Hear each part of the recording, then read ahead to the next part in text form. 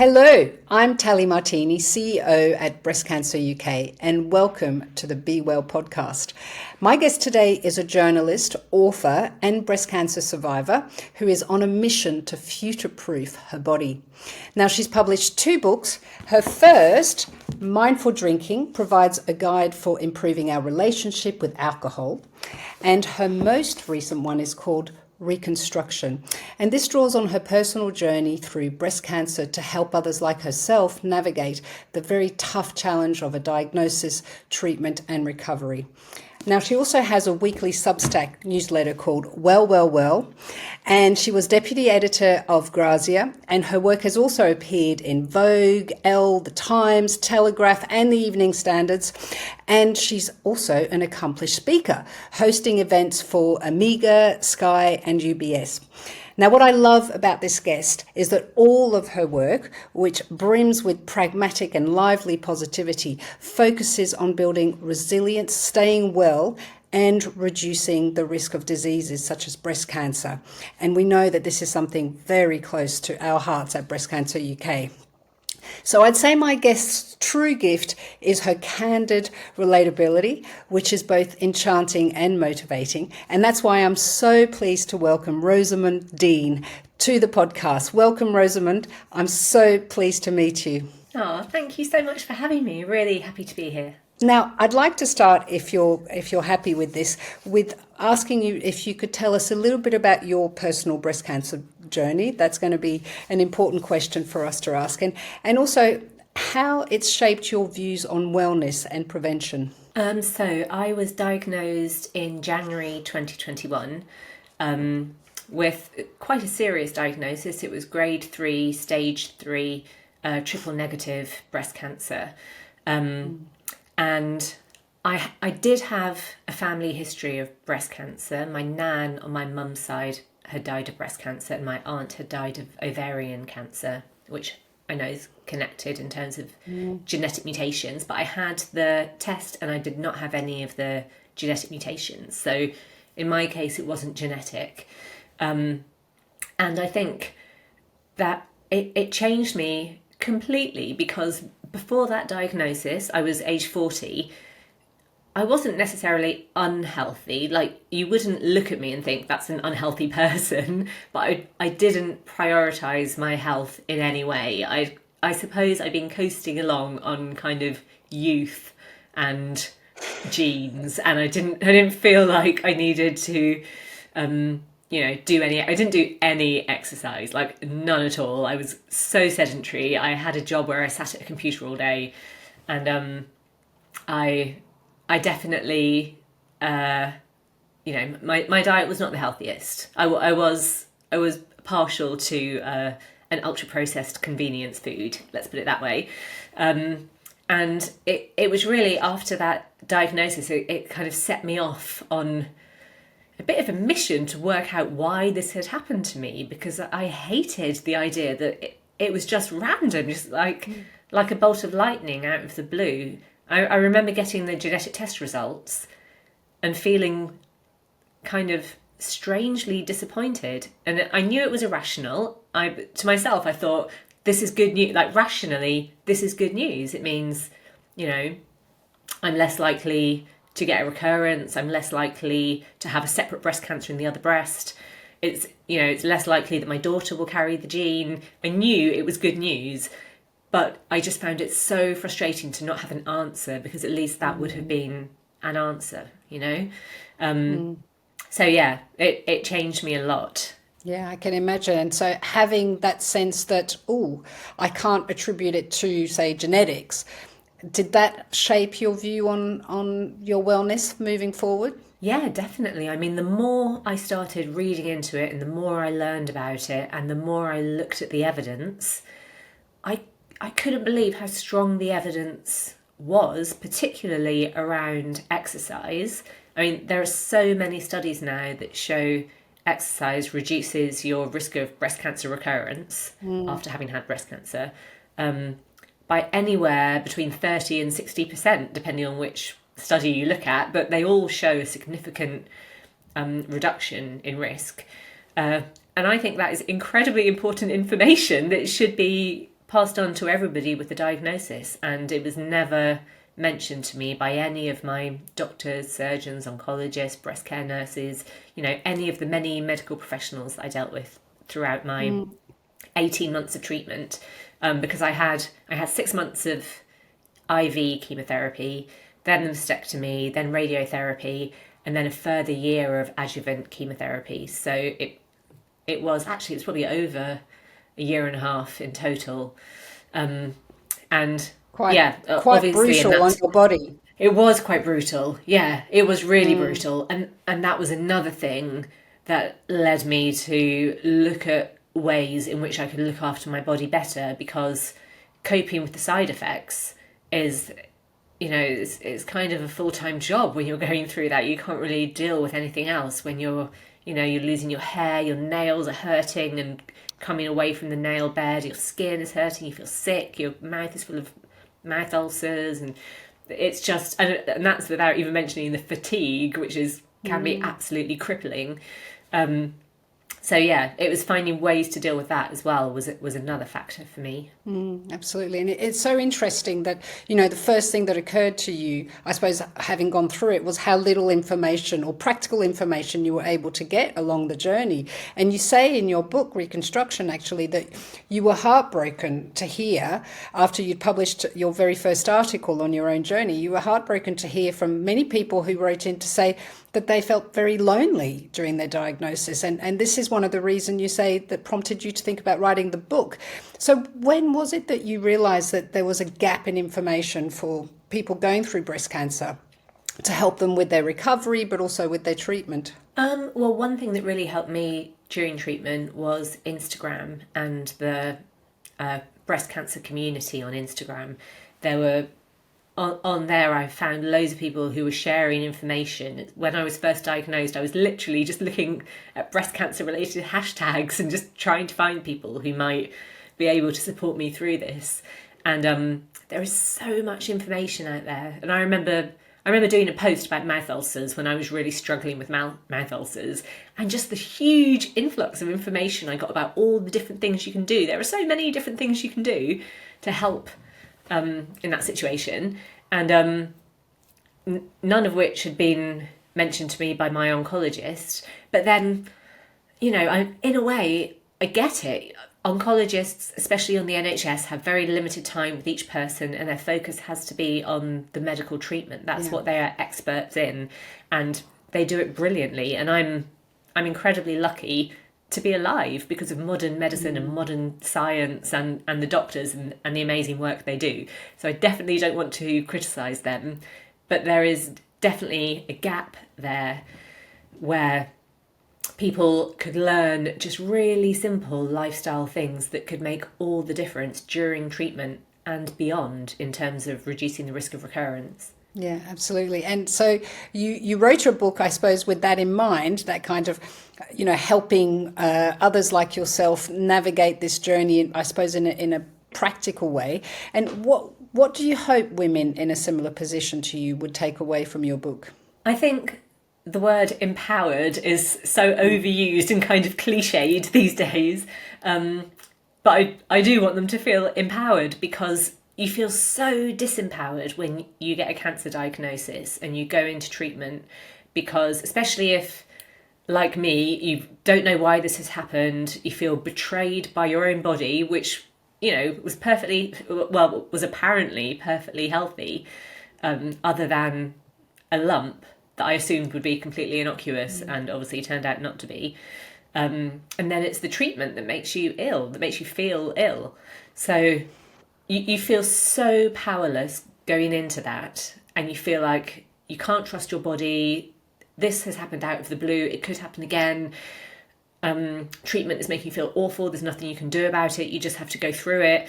And I feel like there were so many things that I learned from interviewing experts and writing the book that helped me so much at every stage of that journey. I just really wanted to share that information with people who could feel like they were taking back some kind of control, some semblance of control of their life in the face of this roller coaster experience they're going through. And it started off with me writing a column in the Sunday Times style, which I wrote during my treatment, and that I just got so many messages off the back of that, and that's what led to the book, because there was clearly this big audience that was not being served. In terms of breast cancer books, there are very kind of medical books written by doctors, and then there are very powerful, moving memoirs. But what me and my editor at HarperCollins really wanted to do was to have a book which was almost like one of those pregnancy books that kind of guides you through each step, like what to expect when you're expecting the worst is what we used to call it. Because it's that kind of friendly tone, just explaining things really clearly and almost as a friend. If you had a friend who'd been through the same thing and you went for a coffee and she sort of said to you, "This is my best advice," we wanted the book to be like that. Yeah, and that sounds so practical, because, when you're going through something so traumatic and so new, it's very difficult to take in all the information around you. So something that's very straightforward must be just absolutely a godsend for people.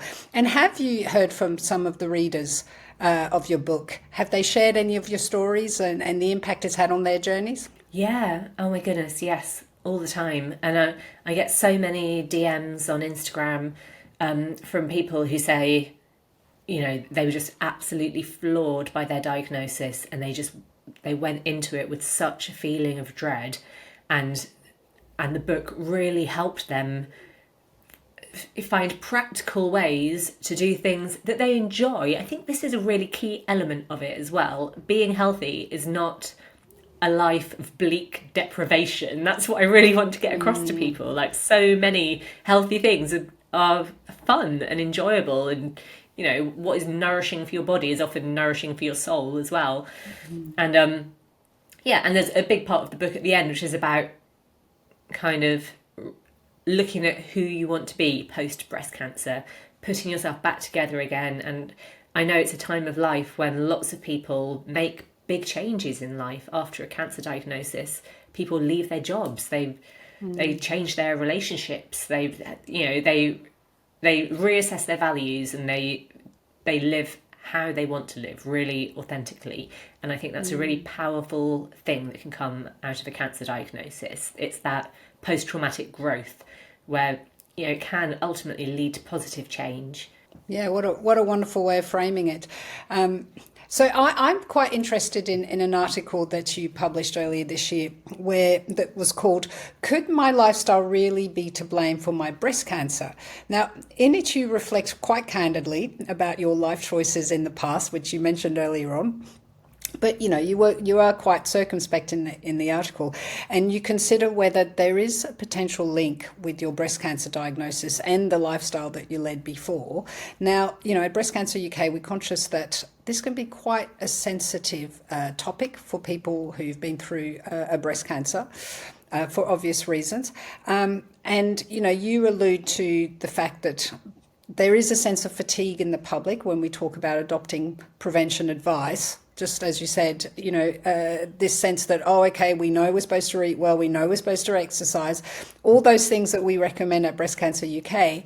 And actually, you close the article by quoting that you can't change the past, but you can change what you do today. Just start now. So what inspires you about this quote, and how do you think it might motivate others to act? Well, I do think there is a real sense of fatigue around the messaging about being healthy, eat more healthily, do more exercise, get more sleep. People's eyes kind of glaze over when they hear that. It's just boring to them.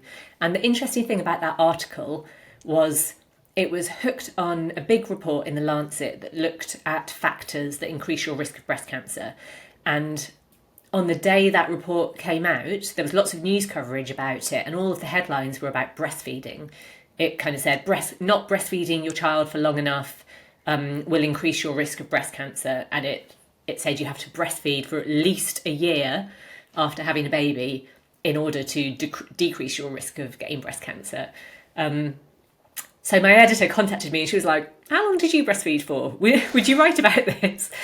And it was so interesting because when so for the article, I spoke to one of the authors of the initial report, And she said, the thing is, the breastfeeding factor was such a small factor. It's a teeny tiny percentage. Whether or not you drink alcohol, whether or not you are sedentary or active, obesity was one of the factors as well. I think even, having an HRT was a factor. There was all of these factors were much larger than the breastfeeding one, which was tiny. And I was like, why was that picked out as the headline on all these articles? And the author of the study said, because all the other stuff has just been said so many times. Yeah. They feel like people know it. But obviously the average person reads that and thinks, oh my God, I've got to breastfeed for a year. Yeah. It's so easy to misinterpret it because you've got this headline, and I suppose it's a significant one because in the UK breastfeeding figures are fairly low. So I think the authors probably chose to highlight that.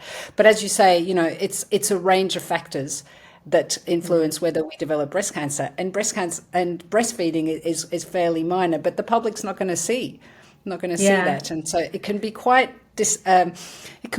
upsetting for people, and it is an upsetting issue.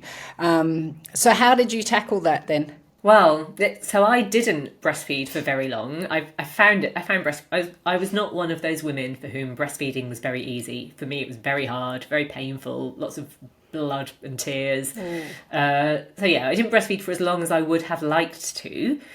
But having gone through the report, it's such a tiny percentage. I don't feel there's any point making women feel bad about what's happened in the past. And that's why I sort of said at the end, you can't change the past. There's no point dwelling on it. There is no point spending any time thinking, oh, I should have exercised more in my 20s. I should have drunk less alcohol. I should have breastfed for longer. Shoulda, woulda, coulda. It's all pointless, completely pointless. You can only what you can do today and in the future.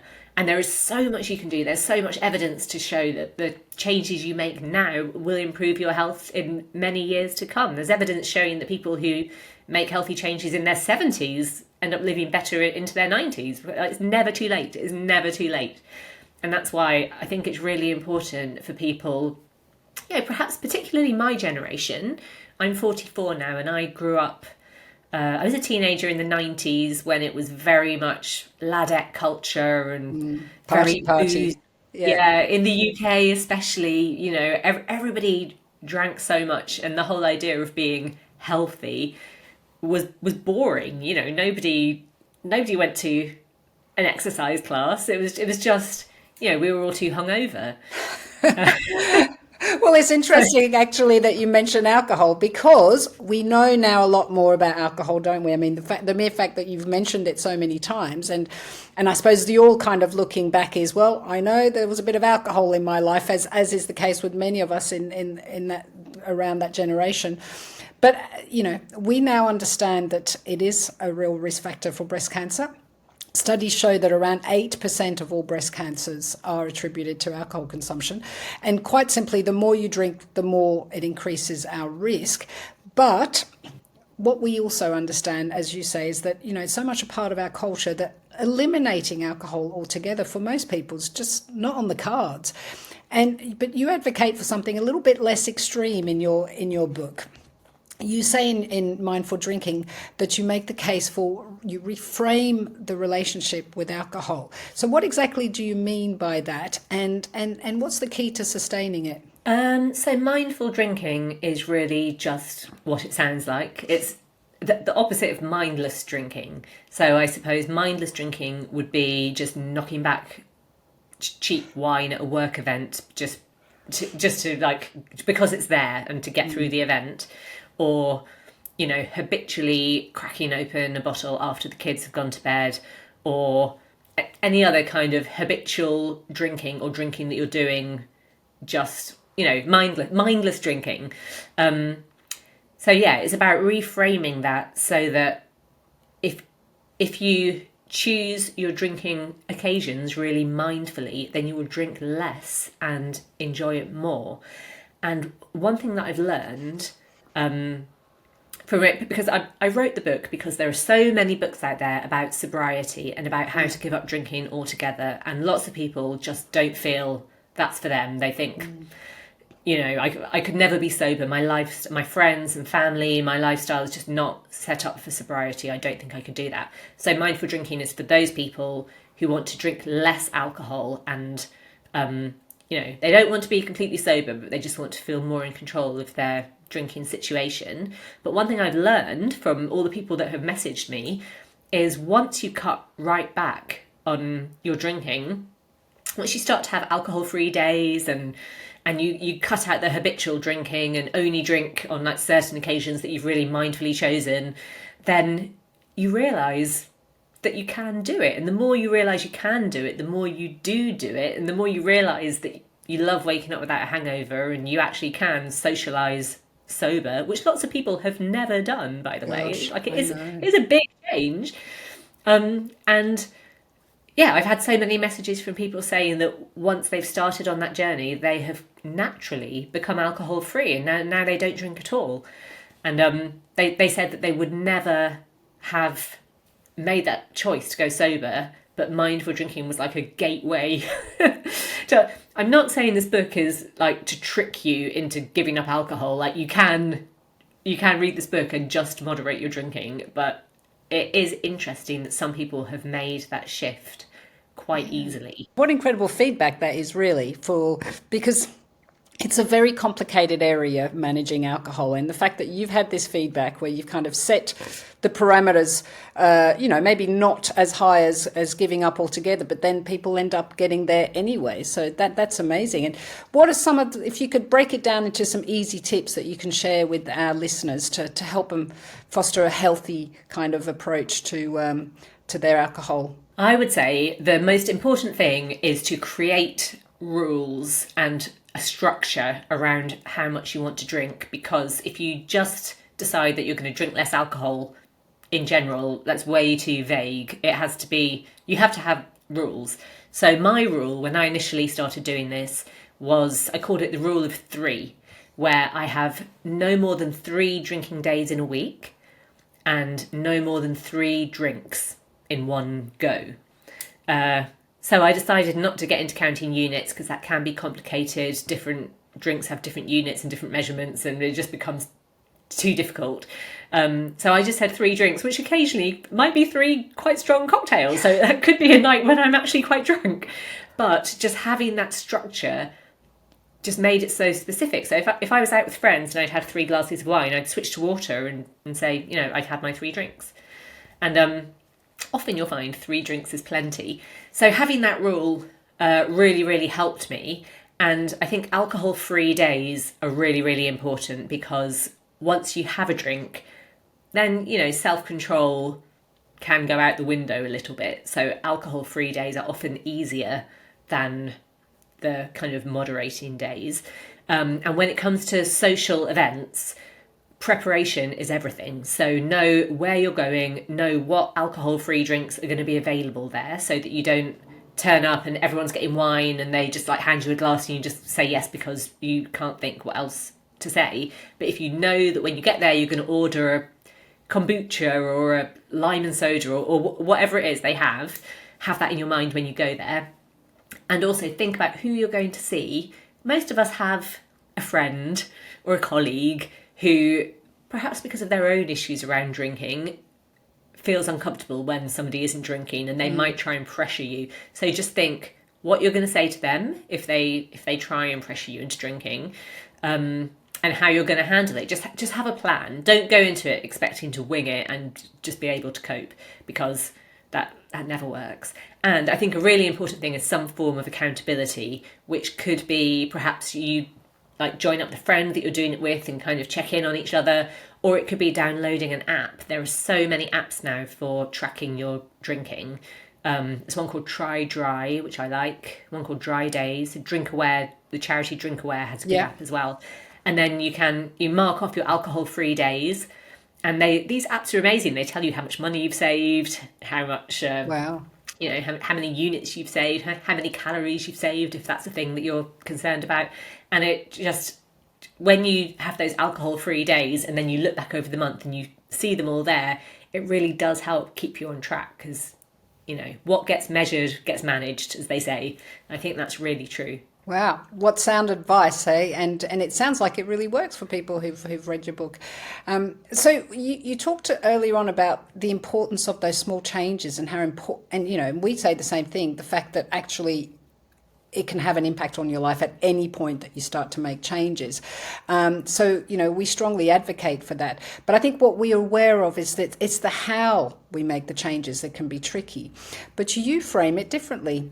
You talk about finding the why to a healthy habit. And I thought that was really quite interesting. So can you tell us a bit more about what your general approach is to wellness and what you actually mean by the why?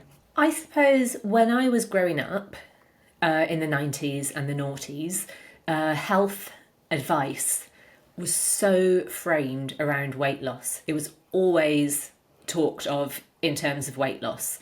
And the government advice about tackling obesity would be, exercise, eat more healthily. Women's magazines, I've always worked for women's magazines and I love them. So I'm not dissing women's magazines, but, in the 90s, it was often, this is how to lose weight. And because I didn't feel that I needed to lose weight, I just felt that whole world wasn't relevant to me. I just didn't think that I needed to buy into it. And I'm not one of those people who naturally loves to exercise. I would say that I naturally hate to exercise. I'm very lazy. And so it's not something that I would have done because I enjoyed it. And I didn't think that I needed to do it because I didn't need to lose weight. Not that anybody needs to lose weight particularly, but I didn't feel that I needed to lose weight at that time. And I think the big change for me was learning about I don't want to get breast cancer again. That's my why. That is like the number one why. I want to stick around to see my kids grow up. And when I realised the huge power of eating more healthily, doing exercise, drinking less alcohol, to reduce your risk of getting breast cancer, and also all of the other things around it. So bone health, for instance, is a big thing after breast cancer treatment because chemo can damage your bones. Early menopause, if your treatment has caused early menopause, that can affect your bones. The exercise is so important for bone health as well, which is really, really important for women, particularly as we age. But also so many other health conditions. My dad was in hospital earlier this year having a double bypass. I really want to look after my heart as well. And exercise is clearly really important for that, and eating well and drinking less alcohol. All of these things have so many benefits. So I suppose it was that mindset shift away from I'm doing exercise to get a hot body to think I'm doing exercise to prolong my life and help me be active and feel well into old age. And also because sometimes it's difficult when the benefits are so far in the future, it's difficult to they don't feel as tangible. Also the benefits in the short term in terms of mental health and, the mood boost that you get from eating healthily. There's so much evidence around that as well, and exercise and drinking alcohol. It might relax you or boost your mood in the very short term, but long term, as we all know, the next morning we've all experienced anxiety. It doesn't do your brain any favors long term. So all of those benefits are my why, and I think that was something that it was just not on my radar at all before breast cancer. Yeah, and it's interesting because there is a sense that how we communicate and how we provide education, in particular to cancer patients, is quite challenging. Now we know that breast cancer cases can be prevented, and we know that we can prevent recurrence. But how do you think we can better present or frame this kind of prevention style education to patients so that they feel empowered? And I know that that's one of your key goals, to take control. Again, that's one of our key themes as well, of those factors that they can change without feeling pressured, discouraged, or anxious in particular about those things that they previously hadn't thought about. Just like you said, I hadn't thought about this before my breast cancer. But how do we motivate people to think, well, actually, I can do something now and it is going to benefit me. And how do we frame that education? And I ask that specifically because sometimes we get feedback about our messaging from people who've been through breast cancer saying, you're blaming me, and that's certainly not what our intention is. Our intention is to provide that kind of empowering information. But how do we frame it so that it has the desired effect? Yeah, because everybody's different, and I would hate for anybody to feel that they were being blamed for their cancer diagnosis. I mean, even in a case as clear-cut as smoking and lung cancer, that's a very clear-cut case now. Everybody knows smoking causes lung cancer. Nobody would dispute that. But if somebody gets lung cancer having smoked, I would never blame them. They didn't decide to go out and get lung cancer. They were just raised in an environment where, a series of factors led to them becoming a smoker, and obviously it's addictive. It's not their fault, and it's nobody's fault who gets cancer, any type of cancer. And the thing with cancer is it's so multifactorial that even if you do everything right, you could still get cancer. And even if, we all know smokers and drinkers who are cancer-free, into old age. Sometimes it just appears like there's no rhyme or reason to it.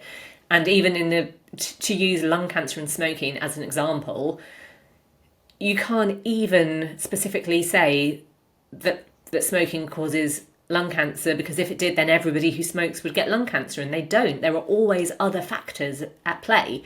So with breast cancer, I think the key thing is to talk about risk reduction, reducing or increasing risk, rather than prevention or cause. Because I think people hear prevention and cause and they think that's too clear cut, and it's not like that. It's too black and white. You've simplified it too much. I don't believe it. And I know it's less headline grabby to talk about risk reduction and risk increase. But I think that's what it has to be, because there are so many different factors that are behind a cancer diagnosis. And a lot of them we can't change. That's also a lot of them we can't change. Exactly. Yeah. Which I know some people go, oh, well, then I'm just not even going to try. Yeah. But my attitude would be, well, then let's definitely change the ones we can. Yeah. Because, if you can reduce or increase your risk, why wouldn't you do everything you can to reduce your risk of getting cancer? Yeah, absolutely. Well, that's a very inspiring and positive message. And your book, Reconstruction, is inspiring, not just for those going through breast cancer, but also for those who are, keen to look at beyond cancer and into, wellness for a lifetime. I'm going to move into the kind of final segment of our podcast, and that's where I'm going to ask you a question about your guilty pleasure. Do you have one? So I would say I'm generally against the concept of guilty pleasures. I think if something gives you pleasure, don't feel guilty about it. Yeah. And I think feeling guilty about a pleasure is what leads people to overeat or overdrink or do things kind of in private, or there's almost less pleasure about it. It's almost doing that behaviour to kind of numb a way that you're feeling. So I think if something brings you pleasure, then just really enjoy it. And I would say I love chocolate. I absolutely love chocolate. And I'm very interested in wellness now. So I've learned that dark chocolate is actually pretty good for you. It's full of polyphenols. And so now I buy the best quality dark chocolate I can. And I try different recipes to kind of make it healthier. Like, you can blend it up with dates and make those like chocolatey balls. And I saw a great recipe the other day for a chocolate mousse made out of tofu. It sounds disgusting, but I made it for my family. served it to my kids, who are 7 and 10, and my husband. They all ate it and loved it. And then at the end, I kind of gleefully revealed that it was mostly tofu. How wonderful. I love that. Yeah, yeah. It's so delicious. Yeah, terrific. Well, yeah. So I think there's always a way that pleasure can be healthy. So don't feel guilty about it. Even when it's not healthy, that's okay sometimes. Like, you've got to enjoy yourself. So what about plans for your have you got any kind of things on your bucket list or anything that you want to achieve that you haven't yet done? To be honest with you, my bucket list is mostly around seeing my kids grow up, because when I was going through treatment, there was a time when I just had so much fear that I was not going to see them grow up. So I used to think, oh God, I hope I get to see them go to secondary school. And now my son's going to start secondary school next September. And now I feel like, I want to see them finish school. I want to see them happy and doing a job they enjoy. And I want to see them, have happy relationships and friends and create a life, and no pressure to them, but I'd quite like to be a grandparent. I feel like that is my those are my bucket list things. Yeah, that's it's brought things into real perspective. Yeah, exactly. And in terms of the future, I really love working on my Substack, well, because it's kind of for people like me before I had breast cancer. People who don't necessarily see themselves as wellness people. Just helping them kind of feel better, live well, and have fun. I think fun is the really important element of it, which is missing from so much health and wellness discourse. Yeah, I'm with you there. And I think we forget about fun. Things get a bit serious when we talk about wellness. And actually, it should be the flip side of that, shouldn't it? It should be fun, because that's the best way to stay motivated. Exactly. And just obviously, you must be doing lots of reading and listening. Are there any books or podcasts or films that have inspired you that you'd like to share with our listeners? Weirdly enough, so there's a novel called All Fours by Miranda July. Have you read it? No.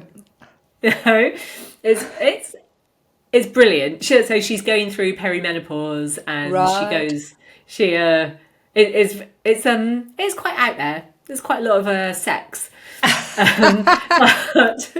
there's one scene where she decides to get into weight training, and she sort of describes the kind of ugly face that you do when your muscles are reaching failure.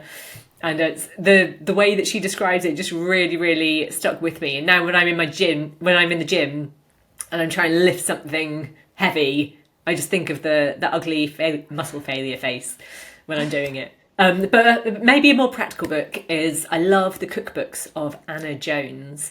I just think all of her cookbooks are so good. They're all based around plant foods, but they're so delicious. And my favourite one is The Modern Cook's Year, which is set out with the seasons. So it's about cooking for the seasons, and it's food that's in season. And I just think cooking with the seasons just makes you feel much more in tune with the rhythms of nature, not to sound all... And the food's at its best. The food's at its best when it's in season. So we get the most nourishment from it. Yeah. We'll definitely put those on the show notes. And just one final thing from you really is, where can our listeners find out more about you? So I'm on Instagram at Rosamund Dean, and find me on Substack. It's just rosamunddean.substack.com. And a very effervescent Substack. Thank you so much, Rosamund. It's been really fabulous talking to you. Thanks for your candidness and for sharing your really inspirational story. Oh, thank you so much.